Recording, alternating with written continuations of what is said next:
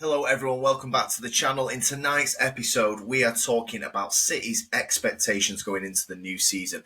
Can City challenge for the title this season with the squad currently constructed? And if not, what have they got to do in the next 2 weeks to get in shape to win it? Let's get it.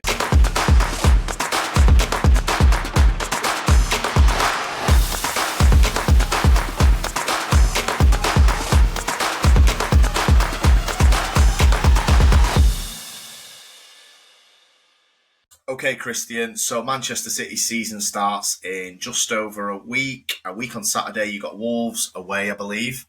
Little 5:30 game. Watch along's going to be absolutely class. Can't wait for that. Obviously, a disappointing season last season, Christian. You were active in the transfer market before the Club World Cup.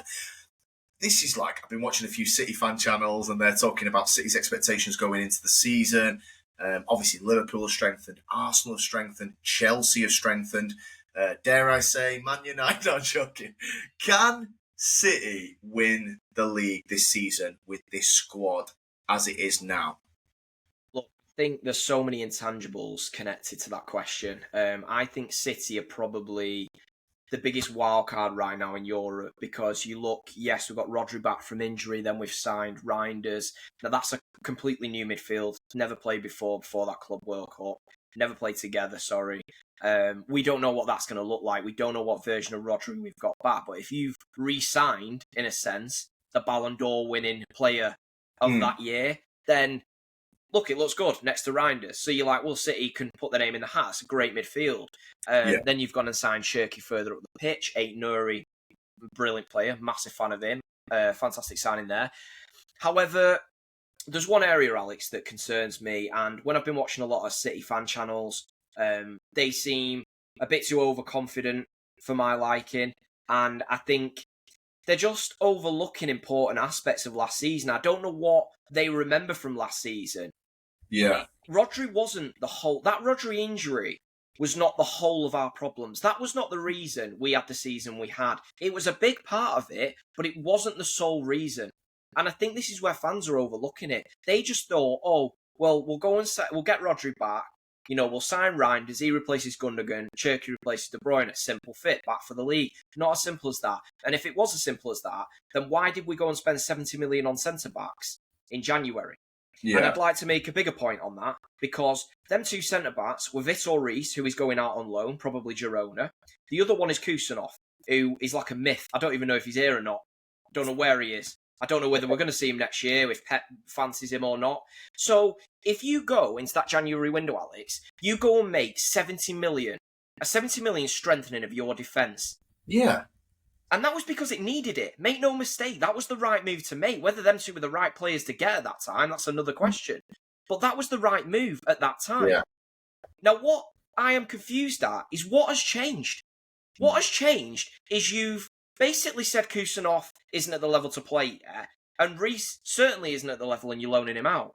Right, so why are we going back into the season then with the defence that you told me in January wasn't good enough, and that's why you went and got them players?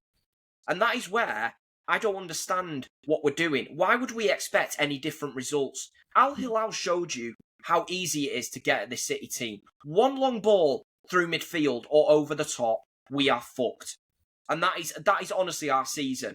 And then on top of that, we go and give Ruben Diaz a contract, which I really don't like and I'm strongly against. Now, you should earn a contract, Alex. To get a contract renewal, you should be at the top of your game. Shouldn't be to protect value or let's hope he comes good again. No, he's a centre-back that currently is showing you he's on the slide. And what we're rewarding him with a contract. And also, his off-the-field antics I'm not the biggest fan of. I think he's massively took his eye off it. Whether he's ever going to get it back is another thing. I certainly wouldn't be saying, let's give him a contract now. What I would be saying is, you play your arse off until December, you earn that fucking contract. Because right now, you haven't been good for 2 years. Yeah. You know what I'm saying? Yeah, let's stick with the defence and then we'll work our way around the team. Because there's a few other areas that we need to touch on with this. And yeah, you're right. I mean, look, the general consensus is there's a lot of very excitable fans who will always see the positive in everything. Yeah. Nothing against you lot, basically. If that's how you feel, fair enough. We say it how it is on our respective clubs, me United, New City.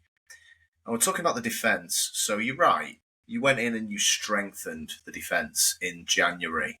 Those signings have not really... Well, one's not stuck around, definitely. He's going out alone. And Kusanov, obviously young. So whether he comes back in or not, we don't know. We don't even know when we're going to see Kusanov again. And you mentioned, so you got Stones, Diaz, Akanji, Ake. So we're going to be running it back with these four. There's problems for City here. There's big problems. And Ruben Diaz, the concern with Diaz is, if you're going to come back and be a lot better next season, well, what was wrong with the season just gone? Because you're right. Is it a case of too much football, mental fatigue? How are you going to get this back? And also, you were part of one of the best teams in Prem history. Yeah. Are you just having to defend more than you're having to defend situations that you were never comfortable with but were protected by Rodri? And if people think Rodri's going to come back, mate, you cannot be hanging your season on Rodri coming back in and elevating everyone back up to where he's got to concentrate on himself, and try and get himself up to pace and not get injured himself. Or, I'm not saying the knee, I mean other, areas of the body. You typically overcompensate with ACLs. So you're looking at Diaz as the captain, or one of the captains. I know you have multiple, Bernardo, who someone else will come to. Akanji, not great. Ake, not great. Stones is great, but injury prone all of a sudden. I think you mentioned he's not played many games in the last couple of years. Aït-Nouri, fantastic pickup. Christian, what about the right back? Alex, I'll break this down to you because you're making back. some brilliant points there, and I just wanted to elaborate a bit further. You're naming some of them names, right? I'll go through them myself. Akanji, not good enough, should be sold. He's shown you that now. Vardiol, right, well, what we have seen of this guy is that, yes, he can have a good game, but he also has a howler in him. And he has a bad bozo gene. Now, currently, he got put to left back. And then we've gone and signed a left back. So what does that mean? That means he's going to have to go back to centre back. It's not usually a good sign when your manager changes the centre back to the full back, because the full back you can get away with more. So that tells me that Pep didn't trust him enough at centre back. Yeah. So I don't really understand that. I don't know how City fans now are just going into the season going, oh, it's simple, Vardiol, Diaz. No, it's not, because Diaz has shown you for the last 2 years he's been on the slide. And last year he had some calamitous moments. He really did. And then you're looking further across. Ake, fitness. The guy's never fit. He should be moved on. If you are not fit enough to play for this team, you need to leave. You need to go somewhere where it's less demanding. Then you've got John Stones, Alex. Never fit. Another one. Should be moved on. Don't get me wrong. I'm not shitting on these guys. They've done great things for my club. Yeah. But at the end of the day, I'm holding my club to a certain level of accountability that they should as well. They have hit heights that we thought we'd never see. Don't let them slip now. Let's not pretend this defence. Once a defence is on the slide, Alex, and especially when it's connected to bozo moments and basic non-fitness, they're not going to come back and suddenly be the team that was defending Neymar, Messi, and Mbappe, PSG. They're not. That's not the defence you're going to get back. It really isn't. So also, I don't know why fans are expecting it. I mean, on Diaz as well, the biggest thing with Diaz is last season he was struggling to mark space. This is a thing with City, any team under Pep Guardiola. The defence gets exposed in transition. That's just because of the nature of the setup. The team plays offensive. They press very high. The defence is typically on the halfway line. Yeah. You have to, obviously, you have to be able to get yourself out of jail in games. We used to joke about Adama Traore used to just be your nemesis. It's kind of like a very apt player that was your kryptonite. Yeah. Insanely quick, pretty good at dribbling, and for some reason he managed to have an end product against you, typically. The problem that I'm looking at with Diaz now is those transitional moments are never going to go. Even if you were the best team in the league, you're still going to have to defend those transitions and space and pacey players. Last season, he was struggling a lot in defending those transitions. Now, what? How are you going to get that back? How are you going to? Because it's like you said, also Kyle Walker. Was Kyle Walker getting the other three out of jail a lot in those 3-4 years of winning leagues and getting far in the Champions League, because he's gone now. You ain't getting Kyle Walker back. And the right back position, Christian, not just have you lost Kyle Walker and that get out of jail free card with his pace, you've also not even got a right back. Yeah, let's touch on this. So, no, I completely agree, Alex. And it's an area, if you look at our whole back line, who could you honestly say is definitely starting every week? Because to me, there's only one, and it's going to be Aït-Nouri.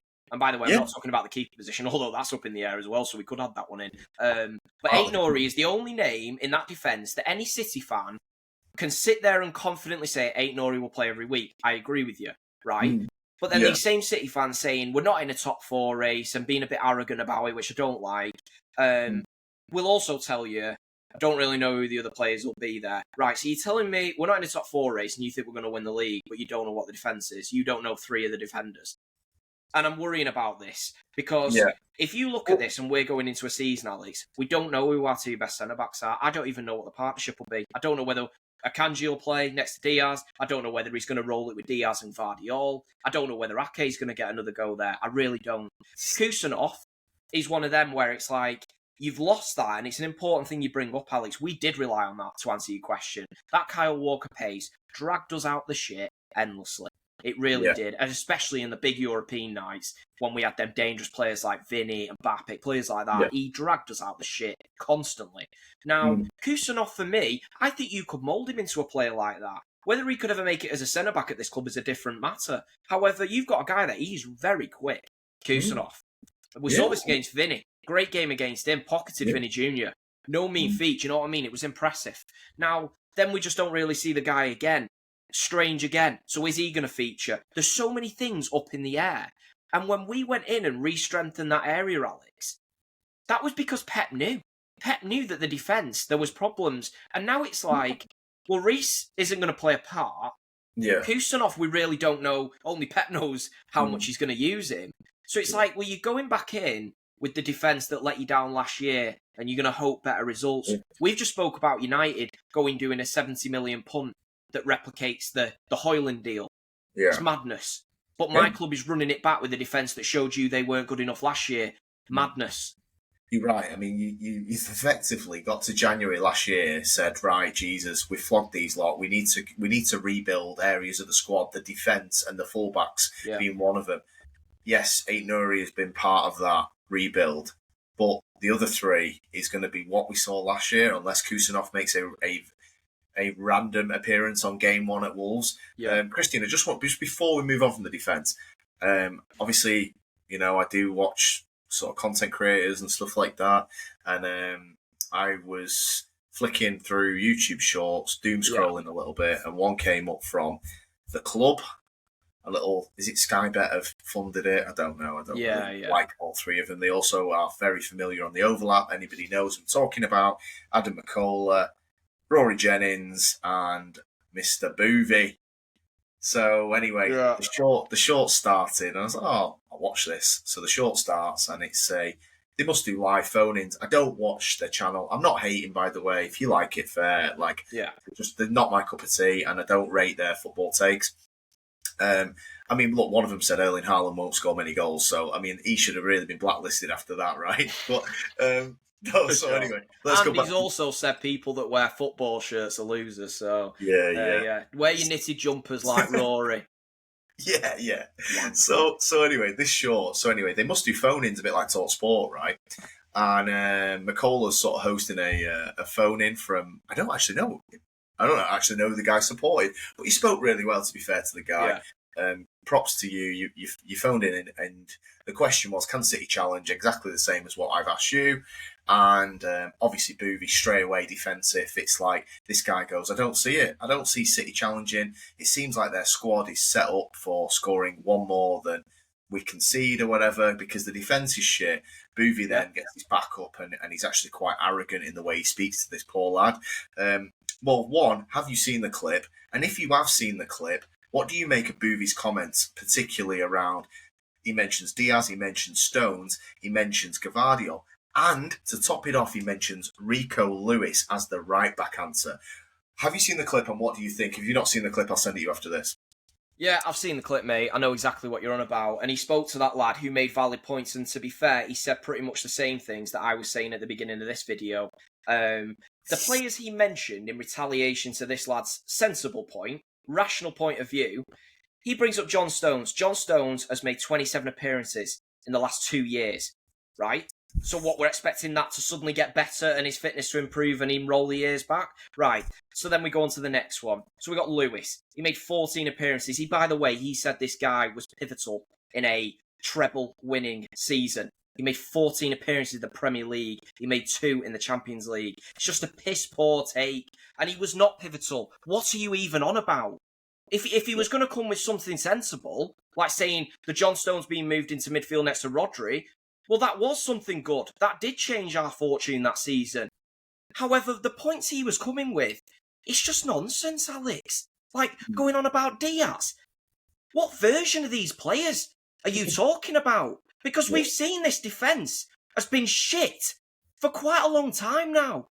So you just sitting there and arrogantly telling a lad like saying, oh no, you're just completely wrong, and he's like pulling faces going, Diaz, Stones, Yeah, should we deeper delve into these players, Boovy? Because they're not at that level anymore. Absolutely ridiculous, mate. And to be honest, I don't know how anyone listens to it. It's patronising. And when you're being patronising and you're also making thick takes, there's nothing worse.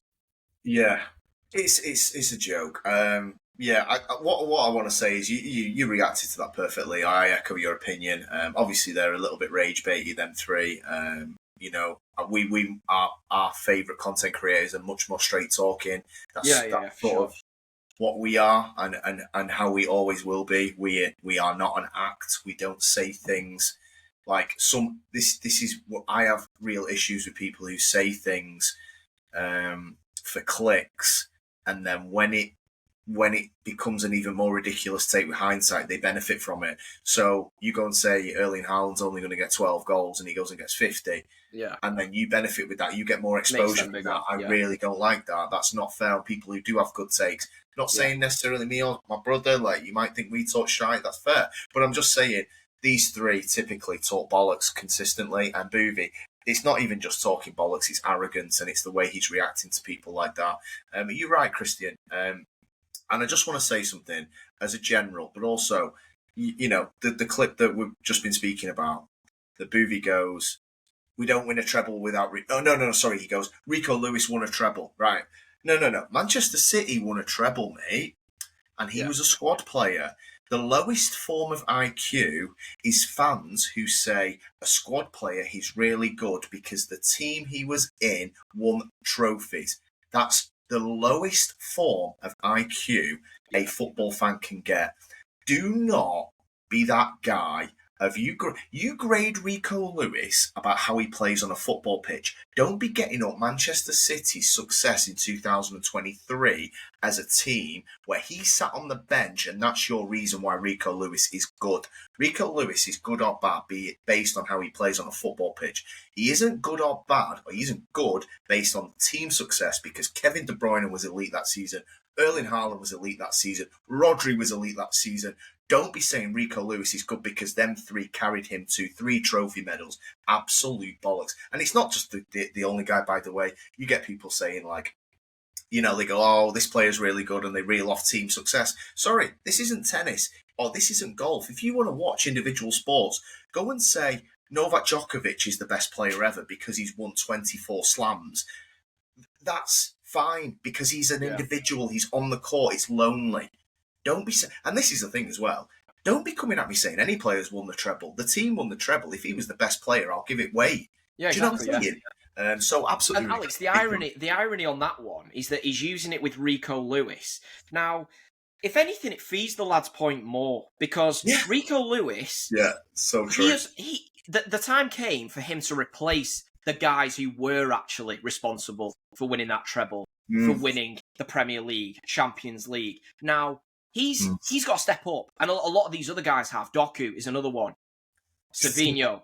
Now, what this team is showing you, that these players that he's referencing, oh, they've won this, they've won that. Yeah, but now they've got to win it. Now they've got to be the forefront of this, and they're not capable. So your point, you're actually proving his point more than you're proving yours. And to ever use that as something, oh, well, Rico Lewis was there, he's got a medal. Oh, fuck off. Do you watch Rico Lewis play football? I'm sorry, he's not a right back. He can't defend. He's a product of this modern day era where it's like, oh, he's inverted. He's a better midfielder than he is a defender. I've seen that a lot from City fans. Right, hang on then. So why did we sign Reinders? Let's not do it. If you're happy with him in midfield, let's run it back with him. Let's have him as our number 8 then. But no, you won't want that, will you? It's just a point of view you're having, so you don't have to say he's quite shit. That's the only reason you're doing it. Because you can go, oh, well, he's more useful somewhere else. He's not. He's more useful at another club, which is more his level, and not this one. And that is the end of it. Yeah. I mean, he also, like, at the end, it made me laugh after waxing lyrical over Mr. Rico Lewis. At the end of it, I think one of them posed the question of who's better, Conor Bradley or him? And he actually delays before he answers. So Liverpool's reserve right back makes you think about who's better out of him and Rico, out of this. Well, Alex, he is better though. He is better. I'll answer for you. He is better. Rico is. I mean, yeah, but I mean, look, it's not like what I'm saying is the question wasn't like who's better, prime Dani Alves. Oh yeah, I hear your point. It was. If you're not confident in him, why stutter? Yeah, mate, exactly. Like if this wasn't like he didn't list a Sunday League right back, he listed a backup. And Rico Lewis, based on if he's pivotal to a treble, the answer should have been, of course. The reason you're thinking about it is because, like my brother's very well explained, Rico Lewis is not a very good right back. Neither's Matheus Nunes. I agree, Christian. We've done the defence. Let's talk about the rest of the team. We'll work our way up. Okay. So we've got the midfield. We've touched on that a little bit. I don't think there's loads to go into it because it is heavily centred around Rodri. You do like Reinders. Yeah. However, there is a third spot in there. Is it a 10? Is it another 8? How it's going to work, we don't fully know at this point because obviously your best player in your club's history has left this summer. We don't know who's going to plug that position. Obviously, I'm talking about Kevin De Bruyne. Who is going to come in that midfield / attack, depending on how Pep sets up? Now, the thing is, we were speaking about Bruno Fernandes, and this is eerily similar. Bruno Fernandes is going to have to play a position he doesn't naturally play at Man United. I think it's going to cause us problems. He's the captain. Bernardo Silva's the captain of Manchester City now. This has been named by Pep Guardiola. Captains typically play every minute of every game. Yeah. Or at least they play a lot of games. Christian, I'm looking at this team. Bernardo Silva cannot play on the right. He's never been able to play on the left. He obviously isn't going to play anything in a false 9 because you got the big man. So this third spot has to be Bernardo Silva, right?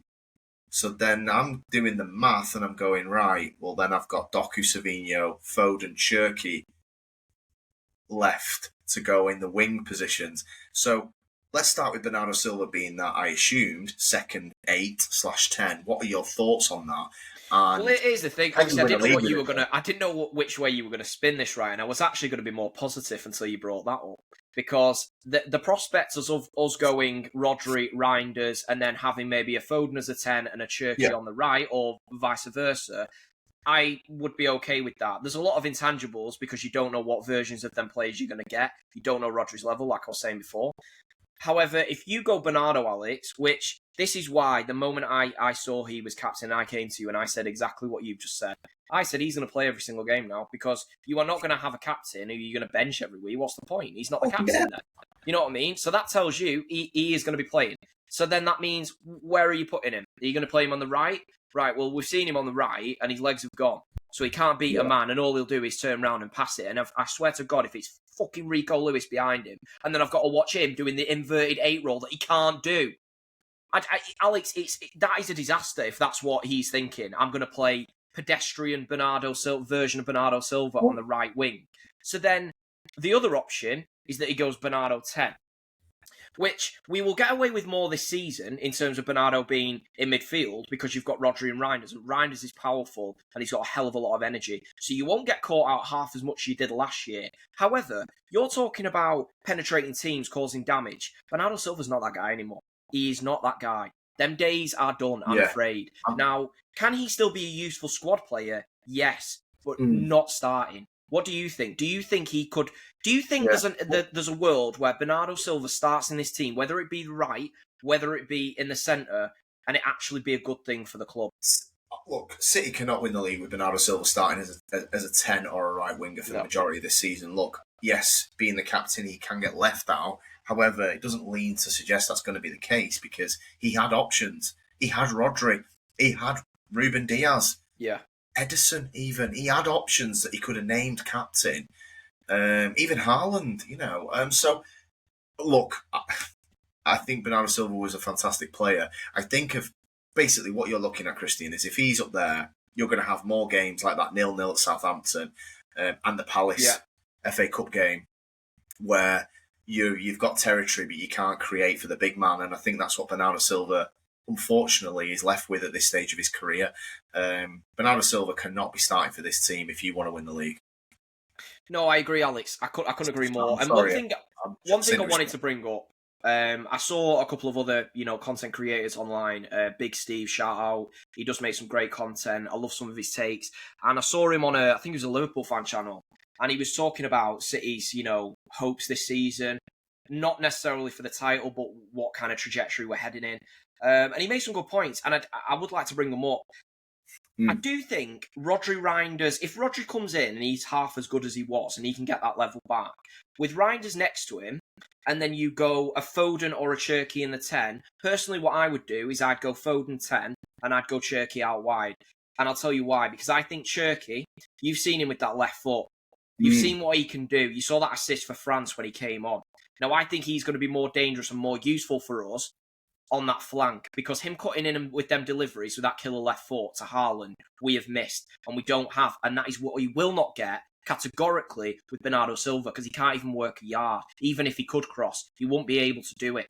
So that's the thing. It eliminates that stupidity where it's the obsession of passing it around the box, where we have a Kanji, we have Diaz on the edge of the opposition's box, and Southampton are laughing at you.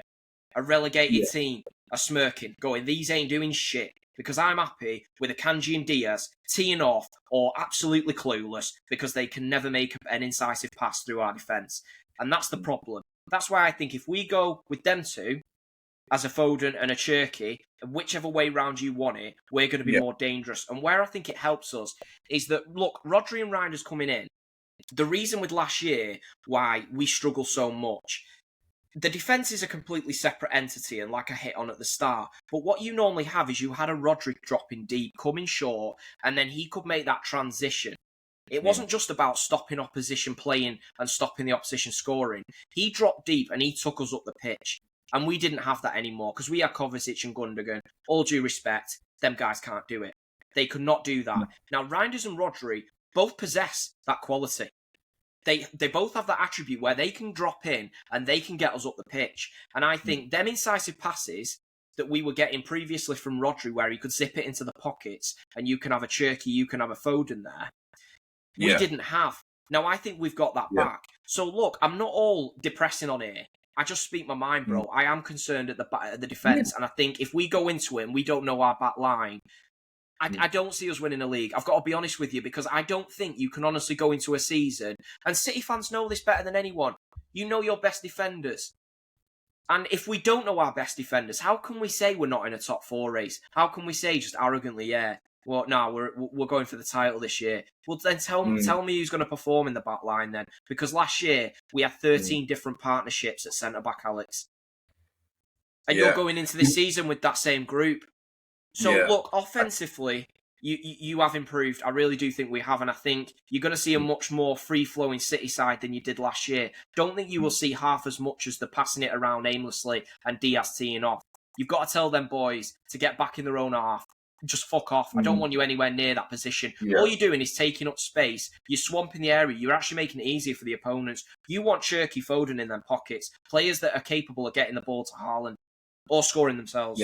100%. Foden and Cherki have to play. The simple reason is you've got a striker that relies on service, and his stats have been reducing since his amazing first season. Even his second season, it wasn't as heavy. I know he got an injury, and then last season was his worst goal-scoring output. I think it was like 15 less than his first season Premier League goals. Now, you've got to serve this guy. He's great. He's great at it. He will do the rest. You've got to give him something. You've got to be able to cross the ball a little bit. Cherki can get that corridor of uncertainty into the far post. Foden can do it a little bit. Foden's also a good shooter from the edge of the box. So I really like that. You could not be going. This is City's worst lineup, and we saw a little bit of it a few weeks ago in the Club World Cup where you got dumped out to a Saudi Arabia side. You cannot be going. We know that Rodri Reinders is going to play. This is the front four I'm talking about. If the front four is Savinho, Bernardo, Doku, and Haaland, you are in a top four race. And I'm talking. Oh, come on, saying you're going to miss out top four. If that is your three behind Haaland, Alex, mate, I'll correct that. It is, yeah, you are right. It's a top four race, but I wouldn't be surprised if they missed out and got fifth or sixth with that. Because what have them players shown you? Bernardo is past his best. He can't work a yard. All he will do is recycle it back to your fullback. So whether that's Rico Lewis. You've then got Rico Lewis in this position where Pep thinks he's lethal, but he's not. He's quite ineffective, to be quite honest. So then you've got him in this little inside inverted fullback midfielder role. He can't put a good cross in. This is not like when we had Cancelo, who could put it on a sixpence. He can't do it. He cannot do that. So all we've got then is this same shit as last season, and you're not going to break teams down. You've then got two wingers in Doku and Savinho who cannot do anything, really. They beat the man, and then they run out of ideas. They've shown you that all last year. So unless they're going to have some sort of meteoric rise, or something drastic's happened over the summer, or post-Club World Cup, then that's what you're going to get with them. That's why I'm saying, bro, if you go with that, you are absolutely in the top four race. And to be honest, be hopeful you get top four. Because I will. I won't be arrogantly sitting there saying, oh no, top four's a given, we're going for the title. What, with Savinho and Doku on the wings? Why? You tell me that. Anyone that wants to come on and explain to me why you think Savinho and Doku and Haaland as a front three is going to challenge Liverpool for the title, I'd love to hear it. Because currently last year is all I can go off. And they showed you that they don't have any end products. And I'm not just talking goals. They don't even make the right decision in terms of getting the ball to the man that does get the goals. Yeah, I totally hear you. And just one thing as well, you make some great points there. Obviously, the Doku Savinho stuff. We've got a good few months worth of content there if people want to go back and listen. But I totally echo your thoughts there. They are not starting quality for a Premier League side, Premier League winning side. And you're going to struggle with them two playing, especially with a striker who needs service. If you've got a striker who can drop in 30 yards and create for himself and dribble past three players, like an Aguero, then maybe you could roll with them two out wide, whatever they are, potential transition players. But if you've got a striker who needs some, not even great service, just some service, but they're rubbish. They don't even give Haaland any service. No. Just one thing, Christian, that before we come on to what you need to do to get potentially back into a title race this season or next, is I tell you one thing just hit me then, just when we were talking about the squad, and I know you've got your Kovacic's and your Gundogan's, but they're worse than Reinders, and you definitely don't want them playing in there as well as Reinders, unless Rodri's out. So you've got those sort of players in there. Then I'm looking at the front four players, and whichever sort of four players you pick, mate, what if someone gets injured? Like, if somebody gets injured, let's say, I don't know, Foden. Foden's had a tricky time. He struggled with his health. He lost a lot of weight. He wasn't himself last season. Let's say Foden isn't physically right again. You're basically all in on Cherki as your main creator all of a sudden. Unless, like you said, Doku and Savinho go on some insane trajectory as a winger and a cutting winger. There may be 15, 16 goals each. Other than that happening to one of or both of them, you're a Foden injury away from all in on a Leon devastation. What is Haaland going to be doing? I'm just looking at Erling Haaland here thinking, mate, I know the pressure on Foden. Look, I know he's a top player and I think he can handle that. But coming off the back of the season he's just had, he's going to be sat in that dressing room going, I mean, I assume Foden will be playing. He's going to be looking at this going, Jesus Christ, if Cherki takes a bit of time to settle in or isn't good, it is all on Foden, in my opinion, to create for Haaland. And if Haaland gets injured, Christian, I mean, same issue. Yeah, and of course, then the Marmoush thing. We not even spoke about Marmoush, mate. And this is the thing. You know, with me and you, Alex, we've touched on this a lot. Yeah, and we've spoken where this guy fits. And no, but the thing is, don't even feel bad for not mentioning him because I'm the same. I really don't see a natural fit for this player in our squad because I don't see him as a 10. And I don't think we will be... The transitions will not be clean if you have Marmoush as a 10. He is a second striker. That is what he is. So unless you make a change of system, or you teach him how to play as a left winger and be effective, that's the only way I can see this working. I have given my opinions on that in the past, so I won't go too heavy into it. But yeah, you make a good point there, Alex, on injuries and how important that could be. What I would say is, look, injuries for any team could be bad. I mean, even Liverpool, you take certain players out, it's a different side. We've seen this in the past. So I wouldn't worry too much about it. However, when you look at the players... It's just City of old, that's all I was meaning, where... Alex, yeah, mate, look, if you look where we've come from, we had depth. We had Mahrez coming off the bench. We're not in that position anymore, mate. Like, that's just not who we are. We've now got players like Savinho, who's nowhere near Mahrez, and Mahrez coming off the bench, and Savinho's getting most of the game time. You know what I mean? So that's just where we're at as a club. We have fell. And this is why I don't get some City fans. I don't want to say arrogance. It's a bit harsh. I'm just more meaning you're very sure of something that I'm not in the nice way. Yeah, maybe I'm missing something. Maybe I'm wrong. But listen, all I can go off is what I saw with my eyes last year. And I think, look, if you've got Bernardo starting anywhere in the front three, worry.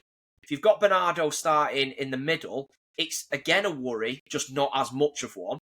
But then also you're thinking, well, the players that are going to have to miss out. You can't play. I don't think you're going to be able to play Cherki, Foden and Marmoush. I don't think you can. I think you can play two of them. You could play, which I would personally go, Foden centre, and I'd go Cherki out wide for the reasons I said. I think that delivery we need because we don't have it anywhere else, Alex. Creativity-wise, this is another thing. Foden is not the guy that will make, 30-yard through ball. He's not going to do, De Bruyne-esque passes. No. Foden is great with the ball zipped into him, and he can wriggle out of tight spaces, unbelievable close control, and he's quite a good sharpshooter as well. But then you're thinking of this, right, so then that means it's all on Cherki. And then it's like, well, can then we afford to have him on the wing? Do we need him central? Yeah. And then it's like, yeah, but we've seen Foden on the wing of late, and that ain't been great. Yeah. There's so many things that are up in the air. And that's why I think the question that we're titling this video is so difficult, because it's like, I don't know the defence. Look, there's some City fan that could come in here and they could go, what about, well, they could have Boovy on. He'd go, well, what about John Stones of old, Diaz of old? There you are, we're sorted. Kusanov, next Walker, done. Yeah, we can all do that. Sane, Sterling, Aguero. yeah, just fucking Christ. Honestly, I just don't get it. But yeah, we can all play them silly games. But when you start being realistic and we're like, yeah, but John Stones hasn't looked his best for a long, long time now. And Ruben Diaz has been on the slide for 2 years. Akanji, let's not even go there. You're just shit. Ake's never fit. And then you've got Guardiola, you're kind of pinning your hopes on that he kicks on. But he's coming back from a left-back position, being moved to a centre-back. All of it is up in the air, bro. I don't know the back line. I don't know what the midfield's going to look like, other than that I know Rodri and Reinders are going to be that anchor. And you're going to look to Reinders to get you up the pitch, which I do think I'm very excited about that. There is parts of me, mate. Listen, when Big Steve said that, I've been a bit depressed about the whole thing, as people can probably tell.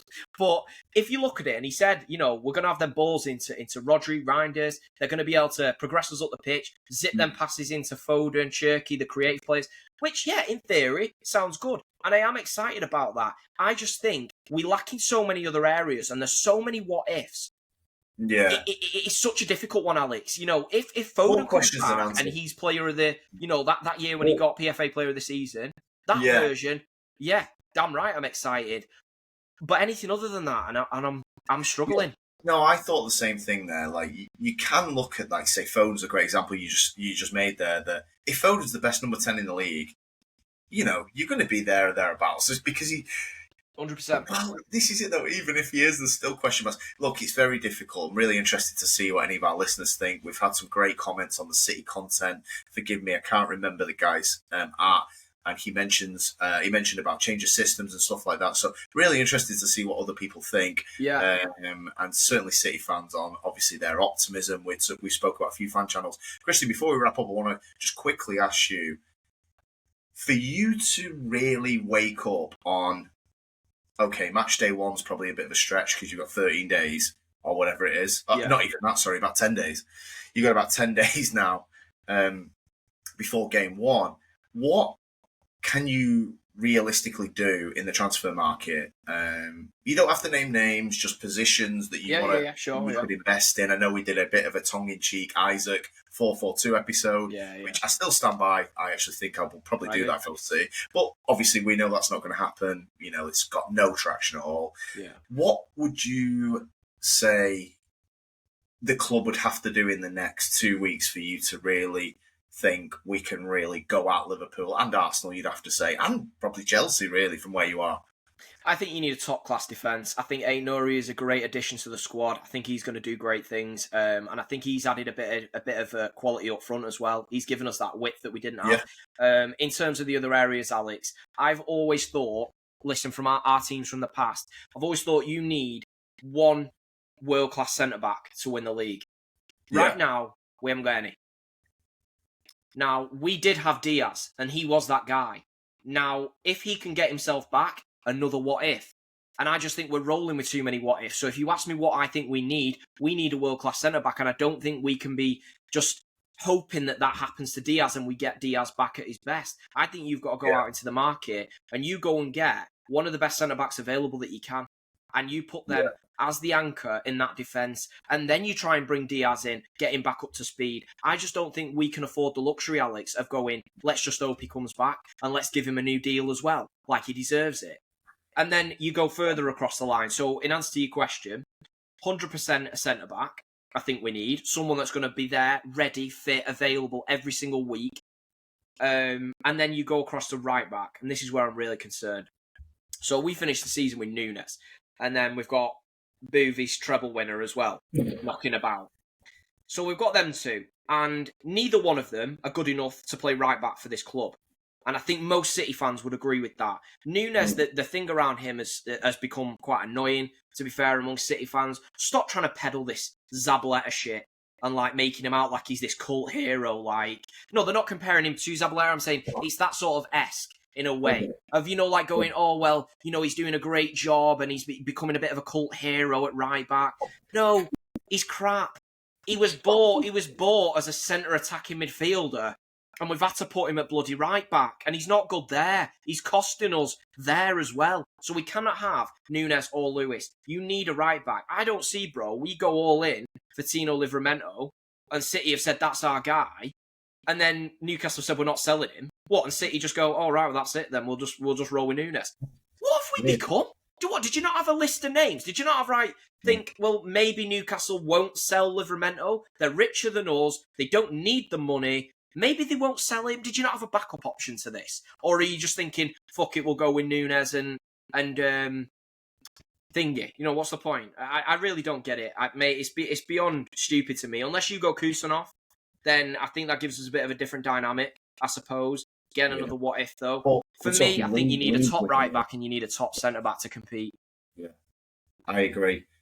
Anything in the offensive areas, like from your opinion, obviously you have got a couple of good number 10s that you've not had a proper look at, so probably leave them off. Obviously, I don't know where Bernardo fits. What about, obviously you've got, is it even worth including Grealish in this list? You've got Grealish, Marmoush, Doku and Savinho as your quote-unquote wingers. However, we might see a Cherky out there. But looking at your quartet of wingers, you've got Grealish, who you can't flog, not even really around the team, is he? Is he reported back for training? I don't know. You've got Marmoush, who's not a winger. You've got Doku and Savinho, who are projects, which you've obviously learned from us because that's what we love, a good old project. What about in those wide areas, Christian? Do you think that even if you did go and get the best right back in Europe, and you went and got a amazing centre back, do you think that you can roll with the attack, or do you think to challenge, you also need a very good wide player, at least one? Again, unfortunately, it's a question that I will then, it just leads with more questions because, yes, if you're saying to me Savinho and Doku start next year, then a world-class right-back and a world-class centre-back does not win us the league, in my opinion, because them two are not Premier League winning wingers. It's as simple as that. Off the bench, not got a big problem with it.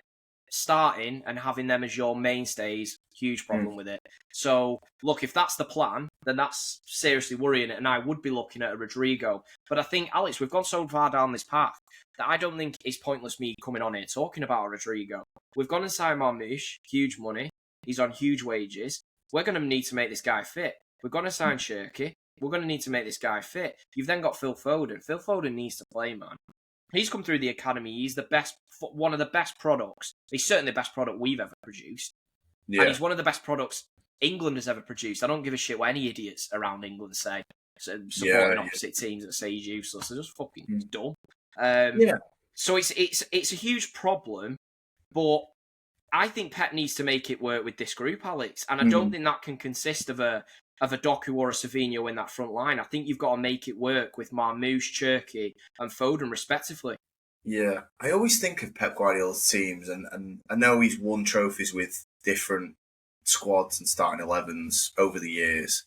But I always think, not just for City, obviously, for Bayern and Barca as well.